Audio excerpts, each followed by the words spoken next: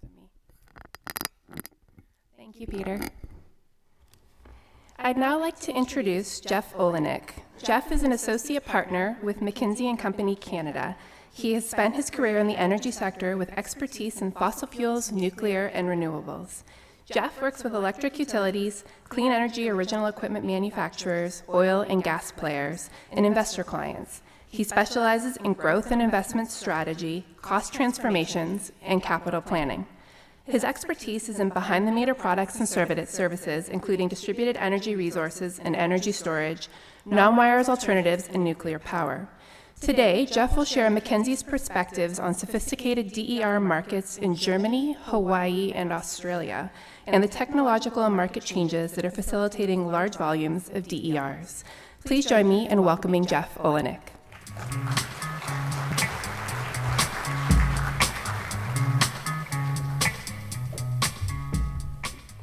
All right.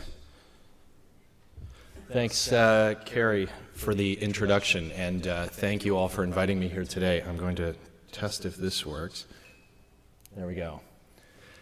This is a very prestigious crowd and a distinguished group of speakers, so I really appreciate the opportunity to join you all here today. There are several talks today that cover very specific, topics, the role of energy efficiency, the role of storage. This one is going to be a little bit more of a broad kind of whistle-stop tour of some markets around the world that we've worked in, and some of the changes they're making to both the technology and the markets to enable a large proportion of DER, mainly solar, to take off there. So I'm gonna try to cover this relatively quickly. I have 13 slides and only about 25 minutes, so we'll go through and then hopefully leave a few minutes for questions at the end. So of course today, with where Ontario is today, we've got retail NEM, high feed-in tariffs for solar have been phased out. Grid services markets, sort of in a nascent stage with discussion and bilateral contracts, and I think fair to say sort of unclear policy priorities at the provincial level on renewable energy in general and distributed energy as well. We see some parallels to that in these other markets around the world, and want to look at three in particular, as Carrie said: Germany, Hawaii, and Australia. These are markets, well, you'll see in the next slide. These are markets, well, in a couple of slides, these are markets with high residential electricity prices and very good solar resource in general, which has led to very high adoption over the past decade.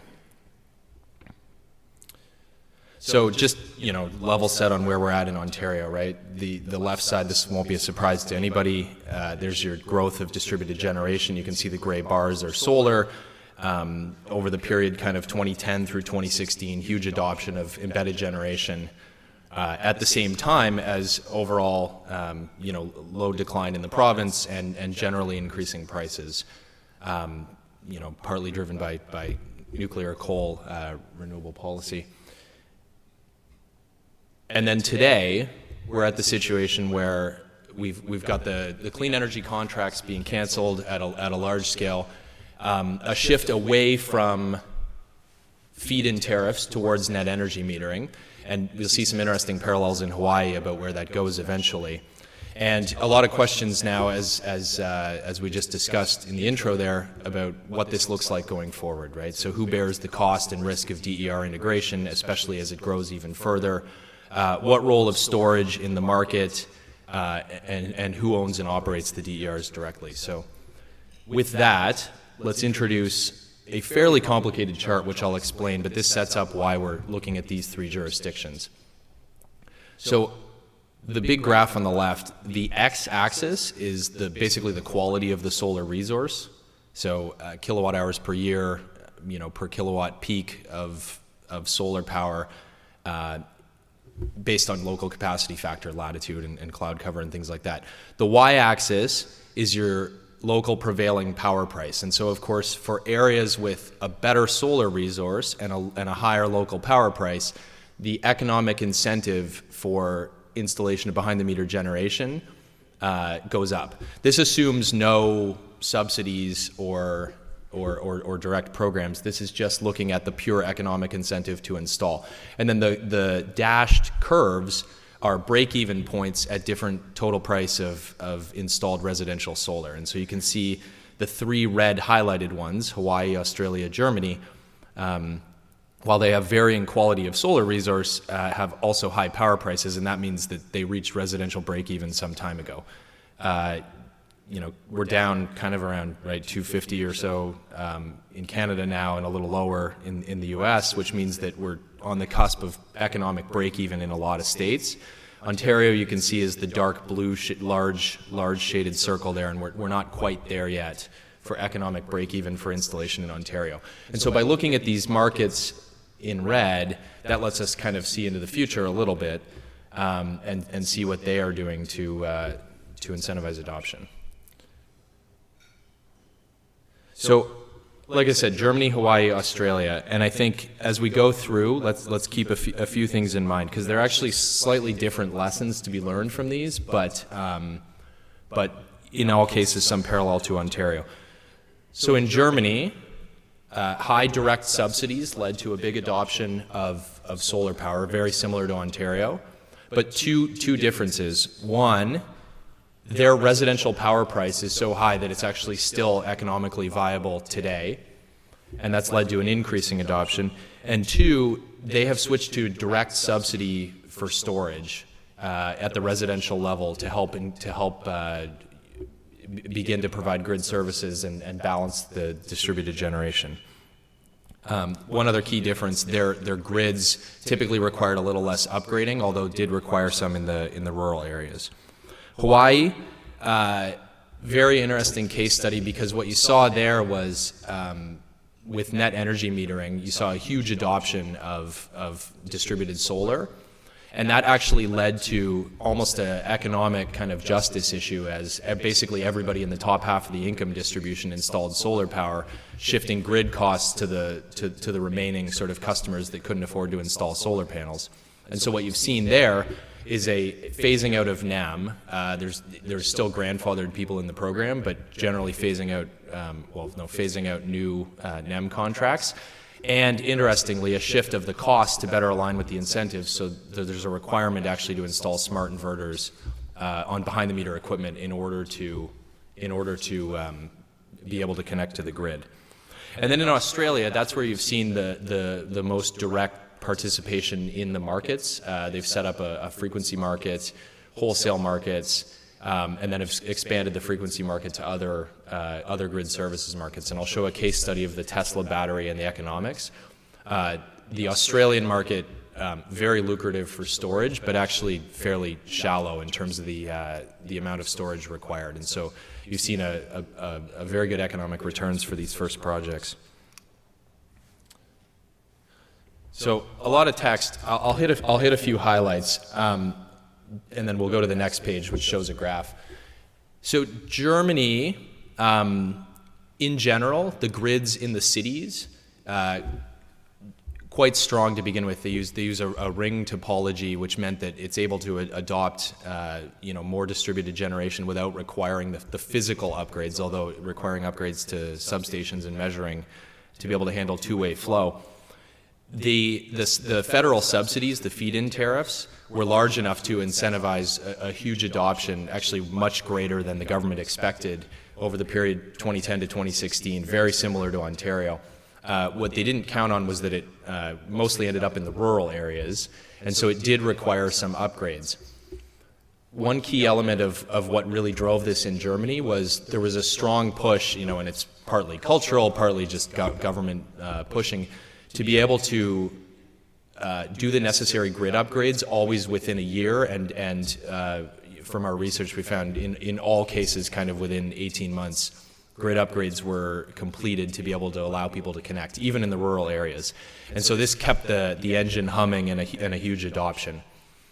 You can see on the next page, this is showing two things. So the blue bars on the left are the installed embedded solar, and then the black line on the right is the installed behind-the-meter storage mainly at the residential level and small commercial.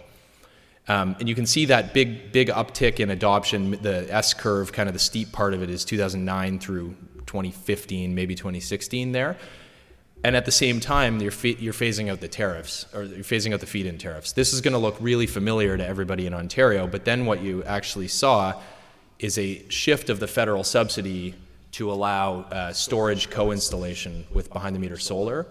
And that led to that rapid adoption of storage as well. So while we have, kind of 45 gigawatts of solar installed, we're rapidly approaching a gigawatt of storage and rising. That subsidy is now kind of a little bit on hold. There's some active discussion on it, but they now have a resource of a gigawatt of distributed solar that can start to play a role in the market. Now, actually playing a role in the market has been a little bit slower. The grid operators there have been a little bit conservative, although we did see recently the aggregator Zonin sign a deal or a pilot deal with Tenet, the transmission operator, to begin to allow to aggregate that storage and allow it to participate. So I guess the learning there is the direct subsidy for storage can help adopt that,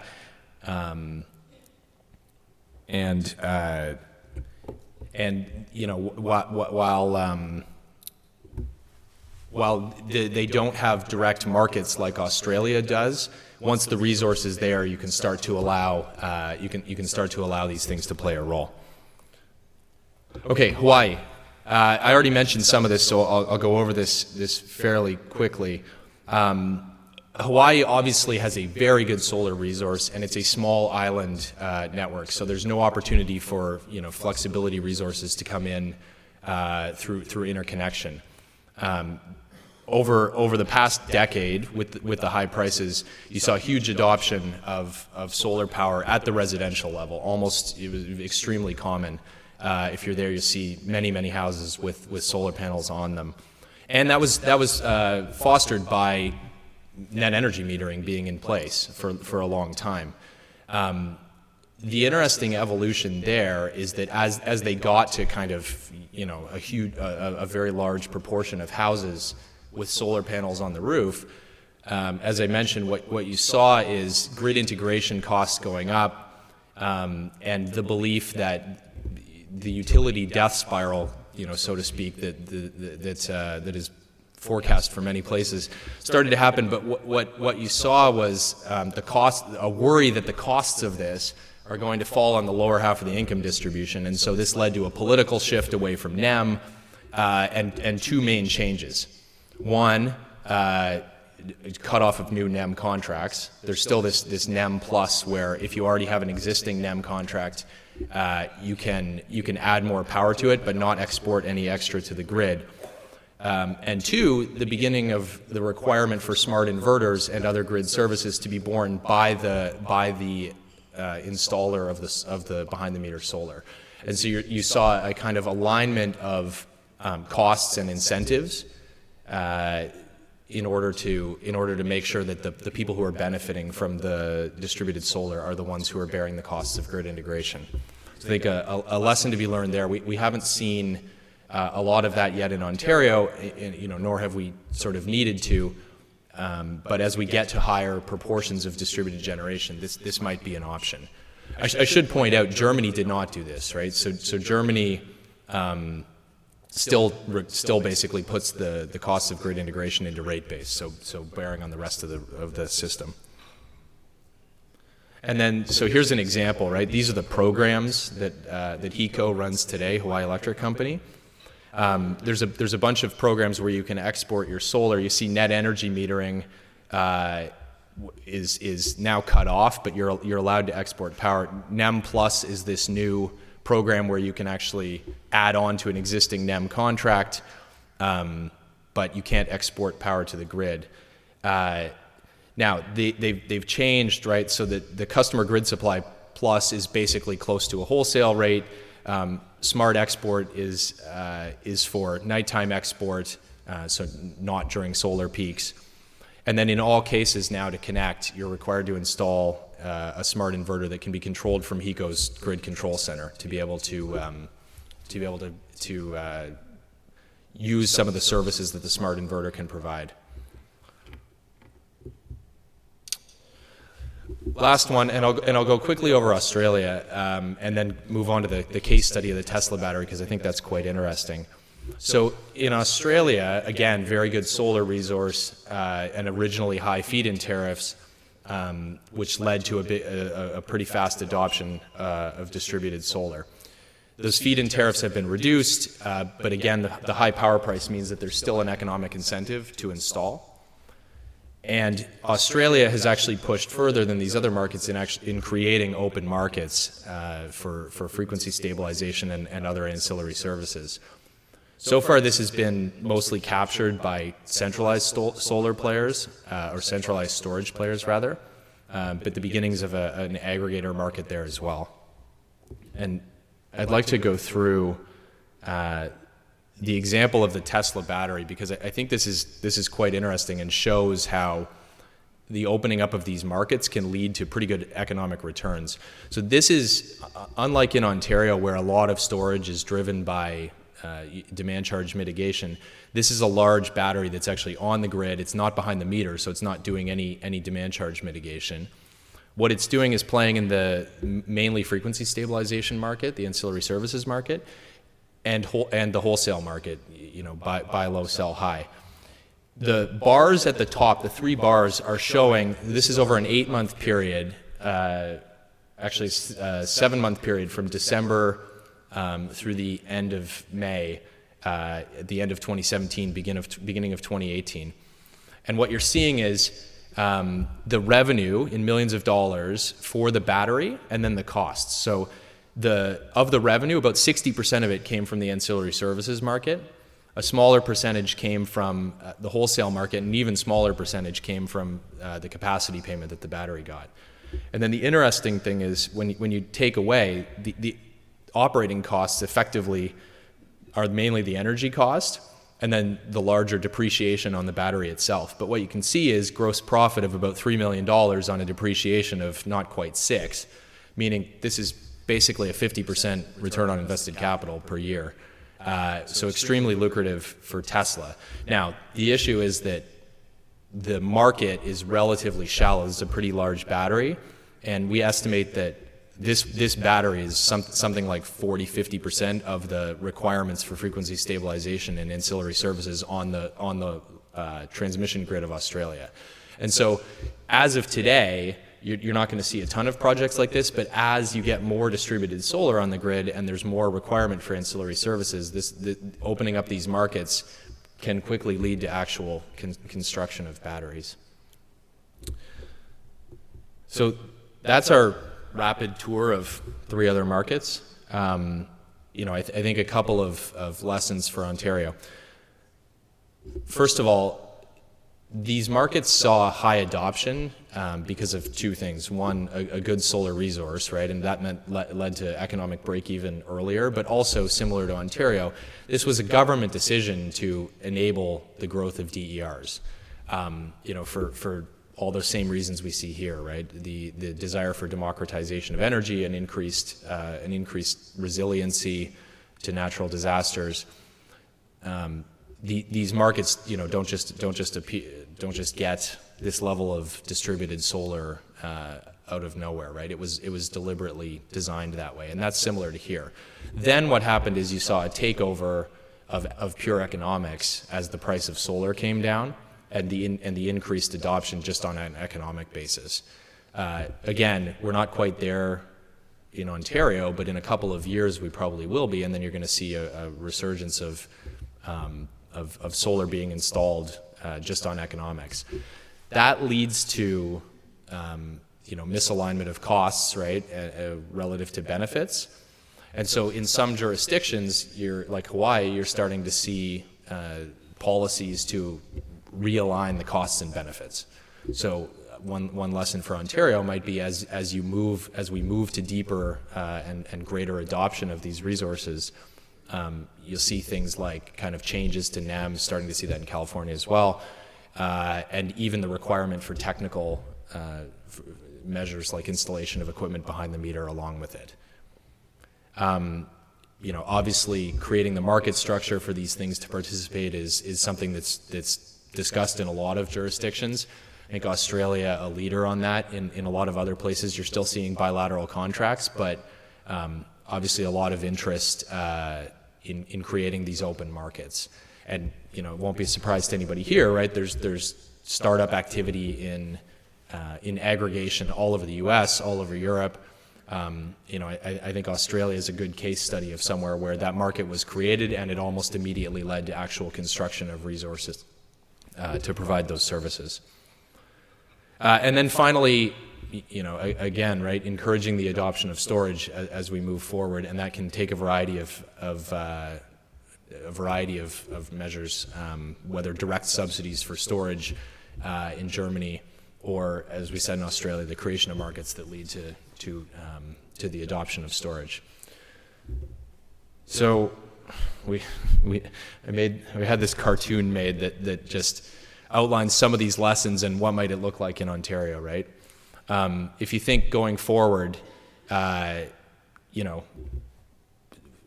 of eight things listed here.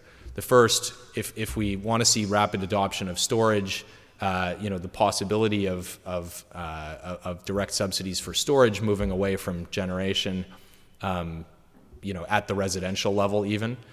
Today you don't really need it at the commercial level, or at least at the industrial level, given demand charge mitigation in Ontario. But could we think about moving subsidies away from other things towards storage? Obviously, as installation rises, costs fall, mainly driven by silicon. But then as soft costs take over, the local market starts to actually matter more. Where economies of scale lead to more efficient engineering, more efficient sales pipeline, and drive costs down locally. Creation of markets for trading. If Ontario were to adopt this, we'd actually be kind of at the forefront, given a lot of jurisdictions are talking about it but aren't quite there yet. And then I think what you've seen, consistent with Ontario, is over time there has to be a withdrawing of subsidies. As things become competitive and economics take over, you see costs shifting away from the broader rate base or taxpayer base towards the people who receive the benefits from the equipment. Obviously, smart grid upgrades to maintain, and this is already going on a wide scale in Ontario and in these other jurisdictions. Number 6, lots of storage on the grid to be able to incentivize. You're seeing this mainly, in Germany. You're starting to see it in California, at the grid scale in Australia, and also at the grid scale in Hawaii. And so this can be done either behind the meter or in front of the meter. But on a technical level, right, just having the storage there as a flexibility resource becomes important. Although in Ontario, we obviously have a lot of hydro and interconnection that can also provide the flexibility resource. Finally, making sure the grid connection is done in a timely manner, important for encouraging adoption, and so continuing to push on getting people connected kind of within a year, making sure DSOs are able to manage that, and then finally, I would add the use of large-scale projects, so grid-connected projects, in addition to behind-the-meter, has seen a lot of success in, well, really a lot of places, but especially Hawaii, especially Australia, where a lot of the requirements due to behind-the-meter generation are being addressed using grid-connected storage and flexibility resources. So it's kind of a vision for Ontario, maybe not 30 years from now, but maybe kind of, in the near term, based on what we're actually seeing in other jurisdictions. So that was all the slides I had. I was wondering if anybody has any questions. Yeah. Jatin Nathwani, University of Waterloo. Thank you for your observations. A question, perhaps whether you pondered this or not, because you stuck to the residential sector as, connect and fits and so on. Yep.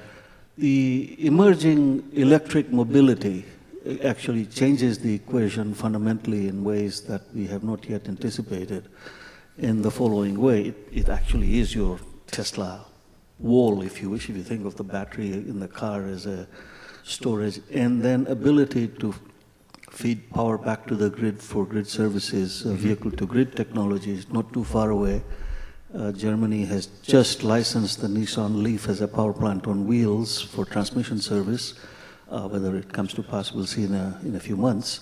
But that's part of the equation that really has to be thought through in terms of what data analytics, data science can do as we integrate electric mobility into our world.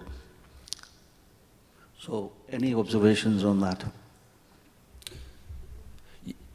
Yeah, thank you for the observation. I think the use of vehicles, both on the charge side, I mean, even before vehicle to grid, right, just using smart chargers that can provide demand response, obviously an important part of the equation. It's mostly at pilot scale, right? I've tried to focus here on what's kind of actually in play today in these markets that are further ahead. I think probably, we're going to see smart chargers first because it's easier. You're already seeing it with eMotorworks in California. And then eventually vehicle to grid. To me, the main opportunity there is as you shift to shared mobility, more so than personal vehicles. Once you start to see a real adoption of electric shared mobility, kind of the Lyft and Uber electric self-driving car sort of model, that's where you really, really start to be able to make a difference at a grid scale on those things. I think there will be pilots, and there'll certainly be a lot of good activity with personally owned vehicles. But it's when you have a giant fleet that can actually charge at a certain location, feed in at a certain location, align with the usage peaks, because the electricity usage peak doesn't always align with the Lyft usage peak, right? That's where you're really going to see that taking off in value. Geoff, you talked about Germany, Hawaii, and Australia. Can you talk about the pockets of where you see major developments happening in the United States? What states are taking leadership positions in storage, particularly in DERs? I'd like to hear your comments on that. Yeah, I mean, again, it's mainly driven by where. Look, the first places that go are where it makes economic sense, right? And so, you get the solar in California, New Mexico, Arizona, right? So it took off there. To me, the most exciting by far in North America has to be California, just because of all the activity going on in aggregation and experimenting with feeding in different distributed energy resources into the grid, right? So you've got STEM there active for the last 5-6 years, aggregating behind the meter batteries, and now exporting to other states. eMotorworks and other aggregators of grid services all kind of starting in California. So it starts there and radiates out, right? I mean, I guess it's mainly driven by, at this point, still subsidies. But when I look at what's exciting, kind of the next wave is aggregating some of these resources. Center of the universe is California in the U.S. And New York? Are you seeing a lot of growth there as well? A lot of discussion, and more outside New York City. I think NYPA is a leader on this, and a lot of discussion on how to how to carry this forward. A little bit slowing with the removal of the REV, right? With the ending of that program, but. I think it's going to be California, I think it's going to be New York, it's going to be Massachusetts, and then you're going to see grid scale stuff going on in the wind states, right? Excel's been a leader on this with procurement of renewables plus storage. At the distributed level, it's probably California, New York, Massachusetts first, but I think at the grid scale, you're seeing it popping up kind of everywhere.